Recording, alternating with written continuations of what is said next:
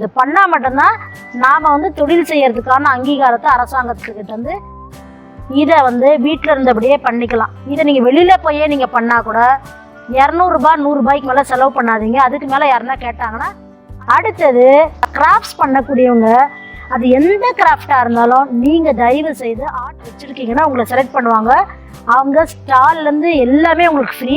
நீங்கள் போயிட்டு வர செலவு கொண்டு அரசாங்கமே ஏற்றுக்கோ. அதுக்கு எல்லாமே ரீஇம்பர்ஸ் பண்ணும். இதெல்லாம் நிறைய பேருக்கு தகவல்கள் தெரியல. வணக்கம், நான் கவிதா பலராமன். நான் ஒரு இடிபி ட்ரெய்னர்.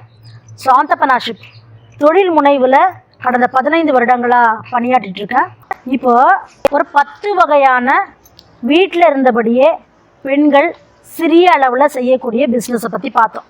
ஆனால் இந்த பிஸ்னஸ் பண்ணணுன்னா முதல்ல எடுக்க வேண்டிய முக்கியமான லைசன்ஸ் பார்த்திங்கன்னா உதயம் ரிஜிஸ்ட்ரேஷன். எல்லாருமே உதயம் ரிஜிஸ்ட்ரேஷன் பண்ணிடணும். எம்எஸ்எம்இயோட உதயம் ரிஜிஸ்ட்ரேஷன் இது பண்ணால் மட்டும்தான் நாம் தொழில் செய்யறதுக்கான அங்கீகாரத்தை அரசாங்கத்துக்கிட்ட பெற்றிருக்கோம். இது ரொம்ப ஈஸி. எம்எஸ்எம்இ வெப்சைட்டில் போயிட்டு உதயம் ரிஜிஸ்ட்ரேஷன் நீங்கள் போட்டாலே அதில் பேசிக் டீட்டெயில்ஸ்லாம் கேட்கும். பேர், ஆதார் நம்பர் எல்லாம் கேட்கும். அப்புறம் அதுலேருந்து ஜென்ரேட் ஆகி வரது தான் உங்களுடைய உதயம் நம்பர். அது எம்எஸ்எம்இ உங்களுக்கு ஒரு சர்டிஃபிகேட்டும் ஆன்லைன்லேயே கொடுத்துரும். இதை வீட்டில் இருந்தபடியே பண்ணிக்கலாம். இதை நீங்கள் வெளியில் போயே நீங்கள் பண்ணால் கூட 200 ரூபாய் 100 ரூபாய்க்கு மேலே செலவு பண்ணாதீங்க. அதுக்கு மேலே யாருன்னா கேட்டாங்கன்னா அது சொல்ல வேணாம், அதை கொடுக்கக்கூடாது, அவ்வளோதான். அடுத்து ரொம்ப முக்கியமானது, ஃபுட் இண்டஸ்ட்ரியில் இருக்க போகிறவங்க அவங்க எடுக்க வேண்டிய முக்கியமான லைசன்ஸு FSSAI. ஃபுட்டு பார்த்திங்கன்னா அது உணவுக்கான தரச்சான்றிதழ் கட்டாயமாக நம்ம எடுக்கணும்.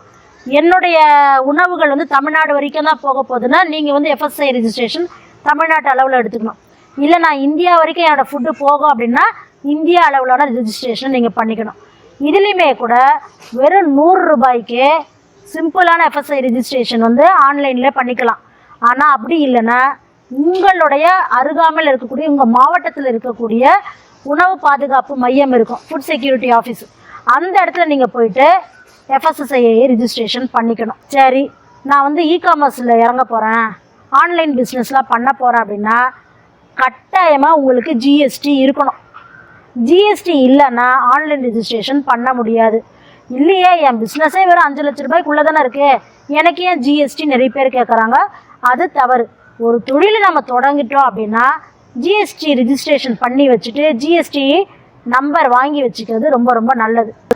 அடுத்தது கிராஃப்ட்ஸ் பண்ணக்கூடியவங்க, அது எந்த கிராஃப்டாக இருந்தாலும் நீங்கள் தயவு செய்து ஆர்டிசன் கார்டு ரிஜிஸ்டர் பண்ணிக்கணும். இந்த ஆர்டிசன் கார்டு எல்லா மாவட்டத்துலேயும் இருக்காது.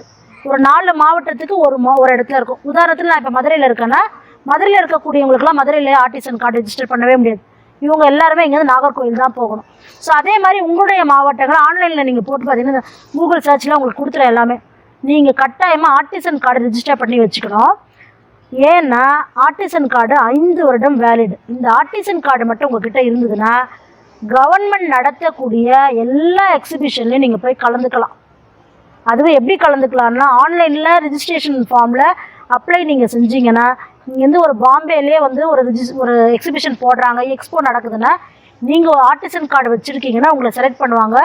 அவங்க ஸ்டால்லேருந்து எல்லாமே உங்களுக்கு ஃப்ரீ.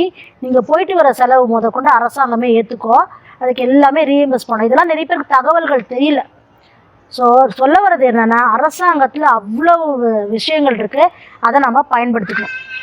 இப்போது ஒத்தையால் தான் செய்ய போகிறேன், ஆனால் இதே நான் கடையாக பண்ண போகிறேன், பியூட்டிஷியன்னா நான் கடை வைக்க போகிறேன், அதுவே ரீசேலே நான் கடையாக திறக்க போகிறேன், டிஃபன் சென்டராக பண்ண போகிறேன் அப்படின்னா கட்டாயமாக நீங்கள் ட்ரேட் ரிஜிஸ்ட்ரேஷன் பண்ணிக்கணும். ட்ரேட்னு என்னென்னா நான் வியாபாரம் பண்ணுறேன், ஏன்னா வீட்டை விட்டு வெளியில் பண்ணுறீங்க.